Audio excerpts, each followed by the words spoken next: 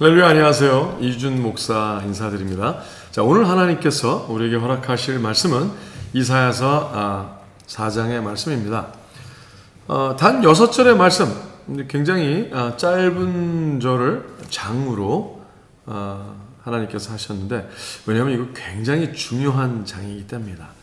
이 이사야서 4장에 나오는 흐름은 결코 예수 그리스도의 제자의 삶, 즉 하나님을 아버지라 부를 수 있는 독생자의 영, 그리스도의 영, 양자의 영이 들어간, 즉 장자의 영이라고 그러죠. 장자의 영이 들어가 우리가 양자가 된 거죠.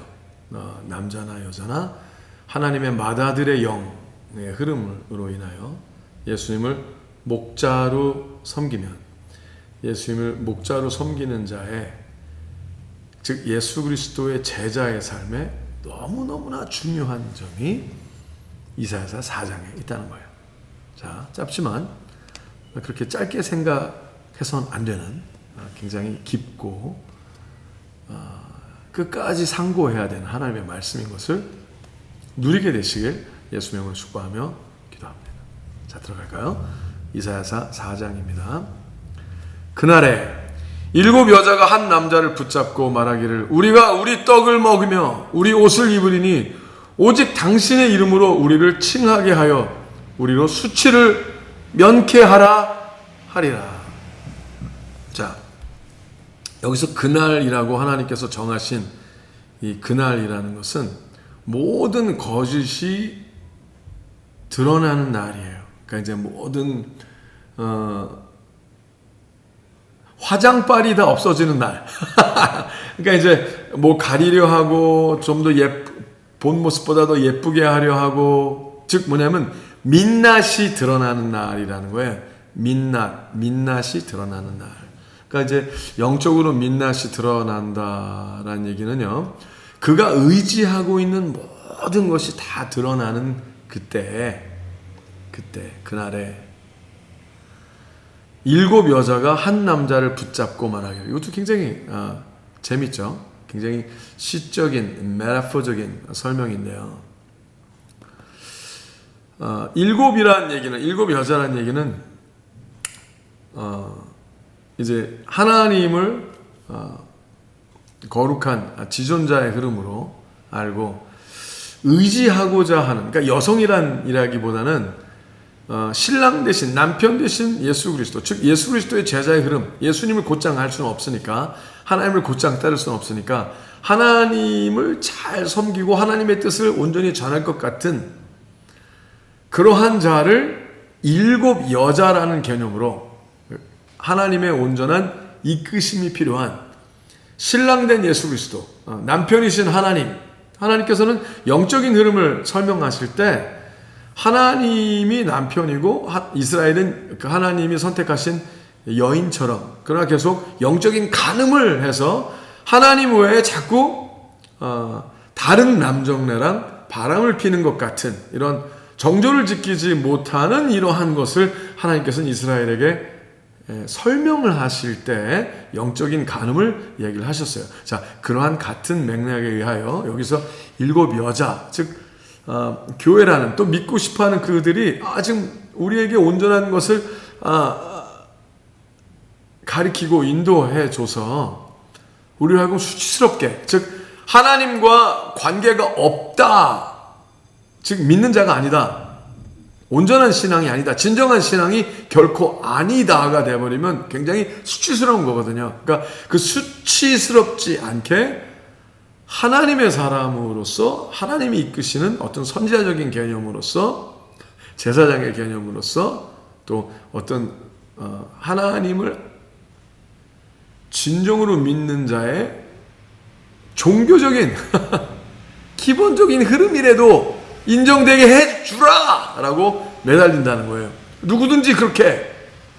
그러면서 이렇게 얘기를 해요. 한 남자를 붙잡고 말하기를, 그들이 우리가 우리 떡을 먹으며, 자, 우리한테 뭐 해달라고 그러지 않을게요. 그렇죠? 예수님께서 하신 진정한 예수 그리스도의 떡, 그렇죠? 그러니까 살과 피, 떡과 포도주, 이 개념조차도 아니고 우리가 알아서 먹을게. 제발 우리가 하나님과 상관이 있는 사람이라고 여겨질 수 있게 수치를 면하게 해달라. 그러니까 우리가 우리의 떡을 직접 먹고 우리가 우리 옷을 입게. 자, 하나님께서 먹이시고 기르시고 키우시고 하잖아요. 이스라엘 백성이 광야를 지날 때 40년이나 시간을 지날 때도 옷이 해치 아니하고 상하지 아니하고, 또 하나님께서 참 만나를 계속 40년을 하루도 빼지 않고 하나님의 거룩한 만나를 먹고 살게 하시고, 하나님의 반 속에서도 물을 내게 하셔서 하나님이 기르시고 입히시고 하는 것을 드러내셨다는 거예요. 근데 이제 그것까지는 요구하지 않는다는 거예요. 왜? 지금 워낙 급박한 상황이니까. 그러니까 우리가 알아서 먹고 우리가 먹겠다. 우리를 먹여달라고 안 그럴게요. 우리를 입혀달라고 안 그럴게요. 하지만 오직 당신의 이름으로 우리를 칭하게 하여 우리로 수치를 면케하라 하리라. 그렇게 제발 하게 하라 하리라. 왜? 하나님이 너무나 멀어진 삶을 사는 것처럼 하나님께서 도우시는 모습이 전혀 없다 보니까 이렇게 나온다는 거죠. 근데 2절에 그날에 여호와의 싹이 아름답고 영화로울 것이요. 근데 그때 여호와의 싹이 일어난대요. 하나님이 일으키는 새순, 하나님이 일으키시는 브랜치, 새순이 일어난대요. 여호와의 싹이 아름답고 영화로울 것이요. 그 땅의 소사는 이스라엘의 피난한 자를 위하여 영화롭고 아름다울 것이며. 자, 하나님께서 내 땅, 내 하나님의 나라, 그러니까 우리가 하나님의 나라라는 걸 인정하게 되시면 그 땅의 소사는 이스라엘의 피난한 자를 위하여 영화롭고 아름다울 것이며. 자, 이스라엘이래요. 하나님만을 붙잡는 자, 하나님과 씨름하는 자. 야곱이 야복 강가에서 하나님을 만나서 씨름하게 되면서 하나님 절대 놓지 않겠다. 내가 모든 걸 다 떠나보내도 내 재산과 내 관계와 내가 여태까지 중요하다고 생각한 인생의 모든 자녀와 이런 걸 다 떠나보내도 하나님만은 내가 떠나보낼 수 없습니다. 하나님만을 붙잡는 그 거룩한 씨름의 사건이, 영적인 씨름의 사건이 일어나죠. 그때 하나님께서 밤새 씨름하시고 야곱에게 하나님을 놓으라고 그랬는데, 야, 넌 안 돼. 네 힘으로는 안 돼. 그래서 환도뼈를 치사 힘까지도 없애버리시죠. 근데 힘이 없는 과정에서도 하나님을, 그렇죠, 믿음으로 끝까지 잡는 거죠. 내 힘이 다 빠졌을 때부터가 진짜 믿음일 수 있어요. 어떤 사람은 믿음으로 한다 그러면서 고집으로 할 수 있죠. 아집으로 할 수 있죠. 그리고 본인이 알고 있는 관계성, 본인이 생각하고 있는 자신의 지혜, 자신이 알고 있는 자신의 프로파일, 아니면 크레딧, 그렇죠? 그것이 배움이면 배움, 자기가 학식이면 학식, 물질이면 물질, 사람과의 관계, 다 그 힘이에요, 힘. 자기가 알고 있는 힘. 그것을 의지하다가도 그 모든 게 다 없어진 다음에 그 다음에 어떡할 거예요? 그렇죠. 그래도 아무 힘이 없다 하여도 하나님이 힘이시니, 여호와 하나님이시니 하나님만 의지하고 하나님만 붙잡아야죠. 그걸 하나님이 밤새 야곱과 씨름하시면서 하나님께서 야곱을 테스트하신 거예요. 시험하신 거예요. 그래서 그 거룩한 시험이 통과되죠. 그래서 하나님께서, 야, 너 정말 나만 의지하는구나, 나만 붙잡길 바라는구나. 그래서 야곱의 이름을 이스라엘이라 고쳐주세요. 이스라엘은 지금 뭐예요? 하나님만을 붙잡는 자라는 뜻이죠. 근데 이스라엘의 피난한 자를 위하여 영화롭고 아름다울 것이죠. 하나님께서 싹을 딱 새순을 내시는데 그 새순을 언제까지 하나님이 기다리시냐면 일단 겨울을 넘겨야 되는 게 있는 거예요. 이스라엘이라 할지라도 견디고 이겨내야 할 게 있는 거예요. 근데 이제 사실 안타깝게도 오늘날 이 시대에는 많은 사람들이 견디는 것을 원치 않는 굉장히 불성실한 세대예요. 하나님을 그러니까 성실히 섬기고 믿는 사람들은 되게 적고요. 그냥 달면 샘키고 쓰면 뱉는? 그러니까 견디려 하지 않아요. 쉬운 길을 찾죠. 쉬운 길을 찾고 쉬운 것을 원하고, 그리고 하나님이 인정하시는 것보단 사람이 인정하는 걸 더 목말라 하는 세대. 뭐 SNS나 모든 인터넷 방송, 여러 가지 흐름, 뭐 유튜브나 뭐 모든 걸 통하여 사람들의 인정, 뭐 페이스북이나 이런 그런 것을 굉장히 사람들이 나를 알아주고 인정해주고 하나님의 사람이라고 생각하기에는 굉장히 관심을 쏟고 어떻게든 노력을 하려 할지는 몰라도, 하나님이 보시기에 속지 아니하시고 혼돈치 아니하시는 하나님이 보시기에 하나님만을 의지하며 나아가는 것이 굉장히 부족할 수 있는 세대에 살고 있죠. 근데 하나님께서는 이스라엘의 피난한 자를 위하여, 오직 하나님만 의지하고 하나님만 붙잡는 자를 위하여 영화롭고 아름다운 것이 있을 것이다 라고 선포하세요. 굉장히 재미있죠. 3절에 시온에 남아있는 자, 즉 하나님의 거룩한 성산에 남아있는 자, 예루살렘에 머물러 있는 자, 곧 예루살렘에 있어 생존한 자 중 농명된 모든 사람은 거룩하다 칭함을 얻으리니. 주여. 생존했다 하셨으니까 굉장히 힘든 것을 견뎌야 되는 걸 하나님이 원하시는 거예요. 자, 예수 그리스도의 제자는 날마다 짊어져야 될 십자가가 있죠. 그리고 책임져야 될 하나님의 메시지를 책임져야 될 의무와 권리가 있어요. 그렇죠? 책임, 의무와 권리. 근데 권리만을 얘기하면서 제자다 그러면서 십자가를 지려 하지 아니하면, 책임지려 하지 아니하면, 어둠의 영들과 싸우려 하지 아니하면, 비진리와 진리 가운데 진리를 옹호하고 복음을 사수하지 않으려 하면은 그건 안 되는 거죠. 겨울을 못 견디는 자죠. 바람을 못 견디는 자죠. 자, 세상에 조그만 구멍가게를 하나 해도 얼마나 성실해야 되고, 얼마나 하나님께서 허락하신 것 안에서 지켜야 되고, 그렇죠? 참아야 되고 견뎌야 되는 게 많아요. 그죠? 근데 하물며 하나님 나라, 하나님의 나라, 하나님의 영광을 위한 하나님의 거룩한 깃발을, 오직 예수라는 깃발을 꽂고 지키고 하는 데는 많은 에너지가 필요하죠. 많은 견딤이 필요해요. 모든 걸 다 하나님은 요구하세요. 그래서 너의 간과 콩팥을 달라. 레위기에서 하나님께서 하나님의 백성들에게, 하나님의 자녀가 하나님에게 믿음으로 온 삶을 다 번제로 드리고 한꺼번에 한 hin의 포도주를 붓듯이 전제로 드리는 그 모든 걸 다 쏟아내어 거룩한 열정과 삶을 하나님에게 드리는 것을 하나님은 신령과 진정으로 드리는 예배라고 그러셨죠. 우리가 생각하는 뭐 잘못 오해하고 있는 신령과 진정으로 드리는 예배가 어떤 감정적이고 마음이 어떤 쏟아지고 이렇게 포커스되는, 집중하는 어떠한 예배의 절차를 얘기하는 게 아니라 하나님은 삶 자체가 신령과 진정으로 드려지는 예배, 그러니까 삶 자체가 하나님께 확 한 hin의 포도주가 한꺼번에 부어지듯이 전제를 드리는 그런 예배. 전부를 다 태워 드리되 먼저 머리를 자르고 껍질을 벗기고 그 안에 우리의 모든 피를 거를 수 있는 간, 그렇죠? 그러니까 피는 여호와 것이니 생명이 여호와 것이라는 거죠. 그러니까 나를 위해서 살지 아니하고 하나님의 영광을 위해 온전히 간을 다 드리고, 콩팥, 우리가 물이 없으면 죽잖아요. 몸의 70%가 물인데 우리 전체의 물을 필터하는.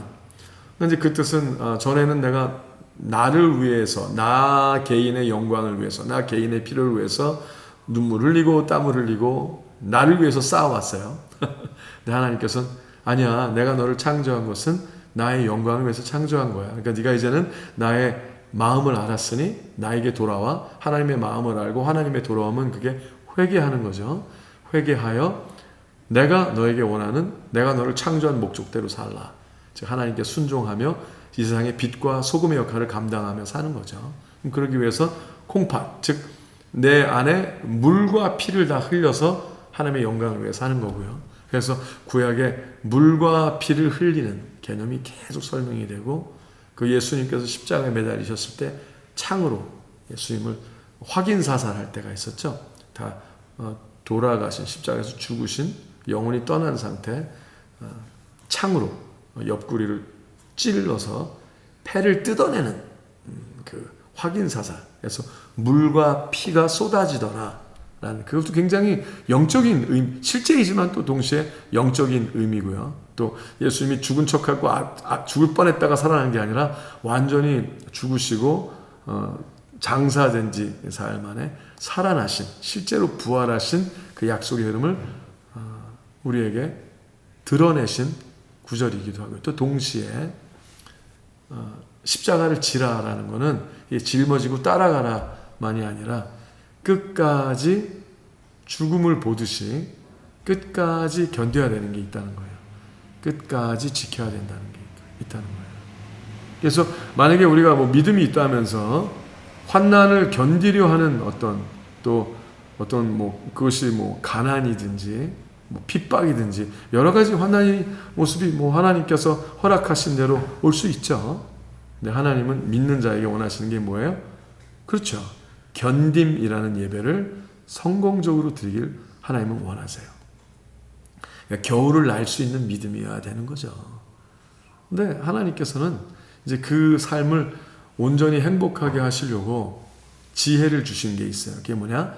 날마다가 인생의 마지막인 것처럼, 오늘이 마지막인 것처럼 아무것도 아끼지 아니하고 아무것도 두려워하지 아니하고 오늘 전심으로 하나님을 사랑하며 살면 날마다 정말 죽음을 각오하고 살기 때문에 더 하나님의 온전한 생명력을 누리게 하신 일이 일어나는 거예요. 근데 어떤 사람이 만약에 하나님을 믿는다 하면서 맨날 두려운 일이 오지 않게끔 맨날 비나이다만 하고요. 그리고 악한 일이 본인에게 닿지 않게끔만 도와달라 하는 것만 믿음이라면 예수 그리스도의 제자로서 거룩한 행군을 할 수는 없겠죠. 그렇죠. 이제 거룩한 행군이란 불가능한 일을 완전히 가능하게 하시는 하나님의 거룩한 손길에 이끌려 무리를 걷는 믿음도 있어야 되는 거죠. 무리를 걷는 건 불가능하잖아요. 마태복음 14장 또 요한복음 6장에 나온 그 예수 그리스도의 오병이어 사건, 바로 같은 장이죠. 오병이어 사건 그 이후에 이제 물 위를 걷는 것을 베드로가 경험을 하는데, 예수님께서 주시면 오라 명하시면 할 수 있다고 믿었죠. 예수님이 오라 그랬더니 음성을 듣고 가는 순간에는 무리를 걸었는데 파도 소리와 큰 집채 많은 파도가 오는 걸 보고 두려움에 빠졌더니 의심이 됐다고 그랬죠. 근데 의심했다고 얘기하지도 않고 의심한다고 생각은 안 했어요. 그냥 단지 두려웠죠. 근데 주님은 뭐라고 하셨어요? 왜 의심하였느냐 하셨죠. 그러니까 두려움은 의심으로 변하는 거예요. 의심이 두려움이기도 하고요. 그럼 두려움은 뭐죠? 그렇죠. 세상에 대한 반응이죠. 환난에 대한 반응. 환난이 확 보니까 두려워지죠. 그럼 환난의 두려움, 반응은 영어로 리액션이죠. 환난에 반응하기보단 말씀에 순종을 해야 돼요. 말씀의 반응이라기보다 말씀의 순종. 말씀은 뭐 그럴 반응할 수 있죠. 왜? 말씀 자체가 너무 힘들게 느껴질 수 있잖아요. 그렇게 너무 힘들 것 같은데. 근데 막상 주인이 뭐 아버지가 처자들한테 일하러 와라 그러니까 네! 그러더니 뭐라 그래요? 안 갔다 그래요. 근데 둘째는 안 해요. 싫어요. 그랬는데 갔다 그래요. 그래서 예수님이 누가 순종했냐 그러죠. 그러니까 반응은 잘했어. 처자들은 네! 반응을 했는데 순종 안 했죠. 근데 둘째는 반응은 잘못했어요. 이거 너무 힘들 것 같고 싫다고 그런 거죠. 근데 그래도 싫어도 했어요. 그러니까 믿음은 순종이지 말씀에 대한 즉각적인 반응이 믿음은 아니에요. 그러니까 순종이라는 얘기는 믿음은 견딤이 필요한 거고 끝까지 가야 되는 거예요. 끝까지. 그래서 그거를 너무나 많은 사람들이 생각을 안 하기 때문에, 그러니까 견디려 하지 않는 얍삭한 믿음, 야비한 믿음, 간사한 믿음, 음흉한 믿음이죠. 음흉한 믿음. 끝까지 자기의 유익만을 구하는 믿음. 어떻게 해야 내가 더 이득이 될까를 끝까지 계산하려는 그런 얍삭한 믿음. 그 자는 새순, 하나님께서 새순이라고 할 수가 없는 거예요. 자, 이 굉장히 재밌는 말씀을 하셨는데요. 자, 4절 읽어드릴게요. 자, 3절, 4절. 다시 한번 읽는 거예요. 시온에 남아있는 자, 그러니까 그 환난과 그 모든 게 있어도 천둥 번개가 쳐도 하나님의 거룩한 산에 남아있어야 되는 거죠. 예루살렘에 머물러 있는 자, 그렇게 환난과 모든 게 막 그냥 전투와 전쟁 속에 휘몰아쳐도 예루살렘에 머물러 있는 자, 곧 예루살렘에 있어 생존한 자, 그러니까 모든 죽음의 그 환난이 지나간 거예요. 그래서 생존한 자 중, 그 중에서도 하나님이 딱 고르신다는 거예요. 농명된 모든 사람은 거룩하다 칭함을 얻으리니. 할렐루야. 할렐루야. 이는 주께서 그 심판하는 영과 소멸하는 영으로 시온의 딸들의 더러움을 씻으시며 예루살렘의 피를 그 중에서 청결케 하실 때가 됨이라. 할렐루야. 즉 심판하는 영도 하나님이 부리시는 영이고요, 소멸하는 영도 하나님이 부리시는 영이에요. 심판하는 영과 소멸하는 영을 보내사 심판을 통과하시고 소멸케 됨을 통과하게 하사 하나님께서 남게 하시는 거죠. 견디고 이기게 하시는 거예요. 그 중에 새순, 브랜치를 내시는 거예요. 시온의 딸들의 더러움을 씻으시며 예루살렘의 피를 그 중에서 청결케 하실 때가 됨이라. 할렐루야. 자, 이 말씀이 스가랴서에 또 말씀이 있어요. 스가랴서 7장 제가 또 읽어드릴게요.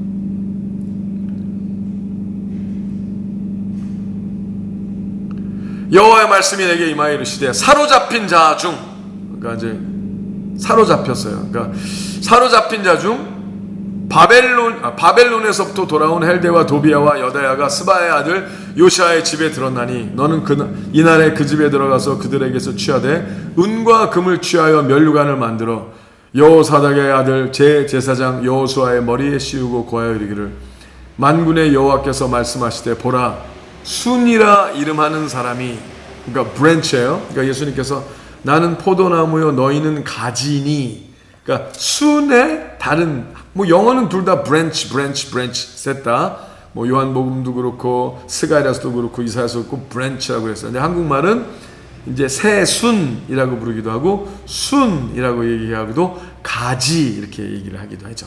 한국말은 그렇게 다른, 근데 같은 맥락이고 같은 단어예요.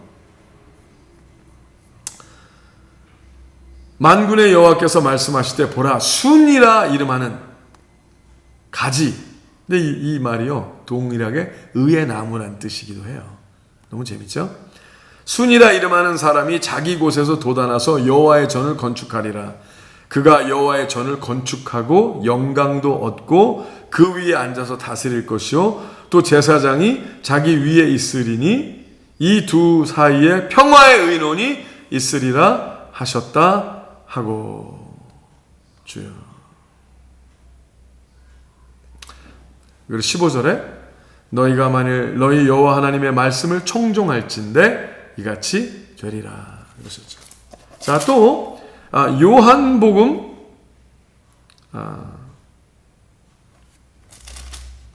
15장 굉장히 중요하죠. 자, 읽어드릴게요. 1절부터 내가 참 포도나무여 내 아버지는 그 농부라 물은 내게 있어 과실을 맺지 아니하는 가지는, 근데 여기서 가지가 branch, 순이에요. 순. 하나님께서 순을 내게 하시고, 자, 예수님에게 달려있잖아요. 가지. 근데 그게 가만히 달려있는 게 아니에요. 예수님에게 달려있는데 바람이 부는 거죠. 바람이 분나 바람이 불어요.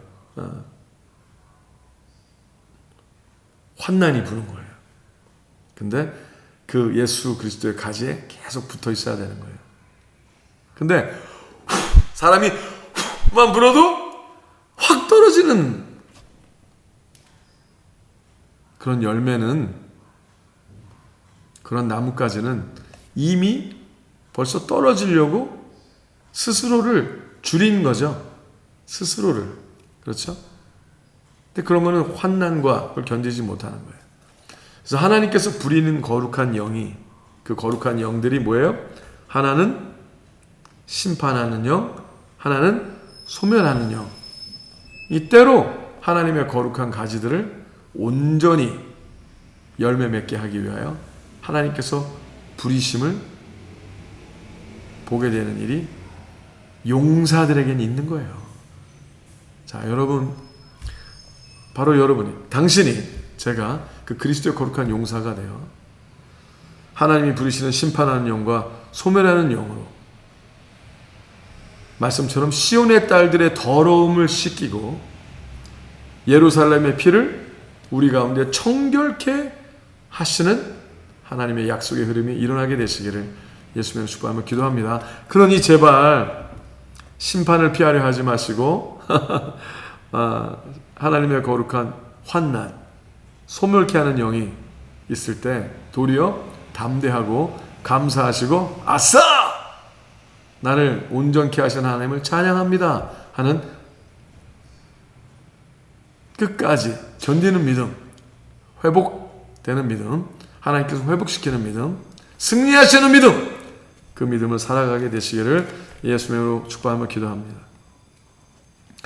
무릇 내게 있어 과실을 맺지 아니하는 가지는 아버지께서 이를 제하해 버리시고 무릇 과실을 맺는 가지는 더 과실을 맺게 하려 하여 이를 깨끗게 하시느니라.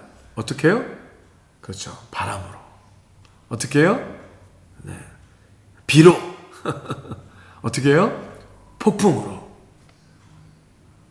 하나님은 그러실 수 있는 권리가 있으신 거예요. 그리고 그 중에서도 예수 그리스도께서 우리를 붙잡아 주시는 거죠. 베드로가 파도를 보고 물에 빠졌을 때 베드로에게 손을 내미신 예수님께서 당신에게도 손을 내미시고 붙잡아 주시는 거예요. 너는 내 것이다 라고 얘기하시고 인도하시는 거죠. 자,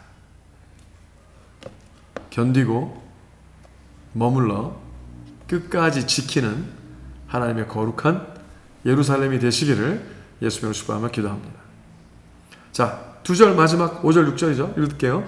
여호와께서 그 거하시는 온 시온산과 모든 지폐 위에 낮이면 구름과 연기, 밤이면 화염의 빛을 만드시고 그 모든 영광 위에 천막을 덮으실 것이며 아멘. 낮에는 불기둥으로 낮에는 하나님의 거룩한 구름 기둥으로 낮에는 하나님의 위대한 불기둥으로 지키시는 거죠.